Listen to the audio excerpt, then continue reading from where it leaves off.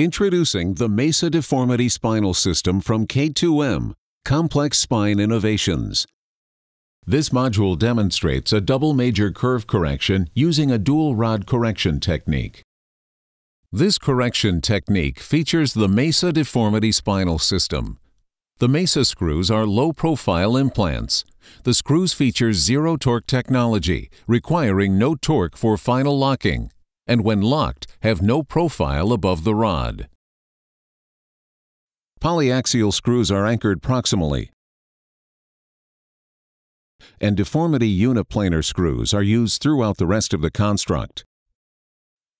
Deformity crickets can be used to reduce the rod and translate the spine. The deformity crickets allow for 27 millimeters of controlled reduction and allow for spinal correction with the rod outside of the screw head. Place your deformity crickets bilaterally on the upper part of the curve. Insert both rods through the crickets and secure the remainder of the crickets on the construct. Depending upon surgeon preference, place the hex rod rotation wrenches or vice grips, both shown here, either at the top, bottom, or both ends of the rods to rotate the rods into the proper sagittal alignment to begin to translate the spine. Capture the spine by fully reducing the crickets at the two most proximal vertebral levels to start your foundation. To fix your foundation, reduce the crickets on the distal vertebral bodies a majority of the way. Make sure the vertebra is as level as possible. Note, some surgeons may prefer to fully reduce this level. During the correction, it is important to make sure that the rod stays in the proper sagittal alignment.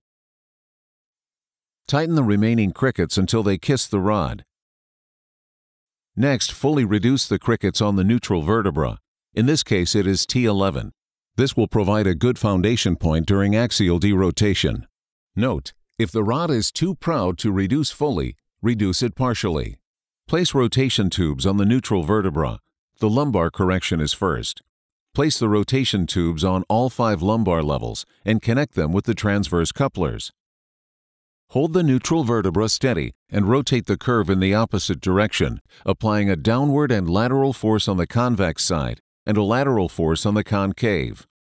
Note, avoid pulling up on the rotation tubes as they may disengage from the crickets. Working at the distal end first, gradually reduce the crickets on each level working outside in towards the apex. If additional segmental correction is needed, hold the adjacent level and derotate the level further. Then fully tighten the cricket to hold the spine. Reduce and fully tighten all crickets on the lumbar spine. Now the lumbar spine has been corrected. Disengage the rotation tubes from the lumbar spine, keeping the instrumentation on the neutral vertebra.